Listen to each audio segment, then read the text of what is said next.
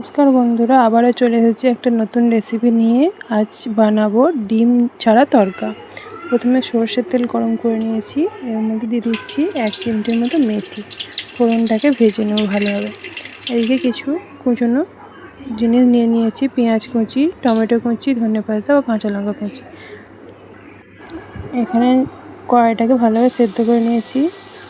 তেলের মধ্যে দিয়ে দিচ্ছি পেঁয়াজ কুচি, পেঁয়াজটাকে ভালোভাবে লাল করে ভেজে নেব।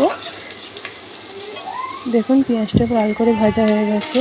এর মধ্যে দিচ্ছি টমেটো কুচি, একটু ভালো করে ভেজে নেব। তার মধ্যে দিয়ে দিলাম আদা রসুন বাটা। আদা রসুন ও টমেটো পেঁয়াজ ভালো করে কষিয়ে নেব।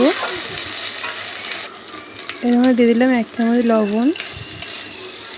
লবণটা দিলে টমেটো ভালোভাবে একটু নরম হয়ে যাবে। এর মধ্যে দিয়ে দিচ্ছি ধনেপাতা কুচি আর গুলিয়ে রাখা মশলাটা দিয়েছি। এর মধ্যে আছে লঙ্কা গুঁড়ো, হলুদ গুঁড়ো, কাশ্মীরি লঙ্কা, জিরে গুঁড়ো ও গরম মশলা গুঁড়ো। ভালোভাবে মিশিয়ে নিয়েছি। এবার এটা দিয়ে দিলাম।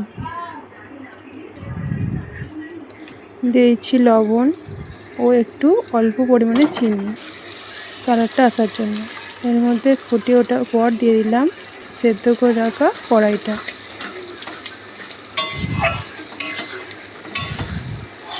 ভালো করে নাড়িয়ে চাড়িয়ে কষে নিয়ে দেখুন তরকাটা আমার এরকম হয়েছে।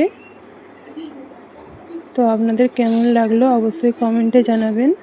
আর ভিডিওগুলি ভালো লাগলে একটি লাইক করবেন। লাইক করে চ্যানেলটি সাবস্ক্রাইব করতে ভুলবেন না।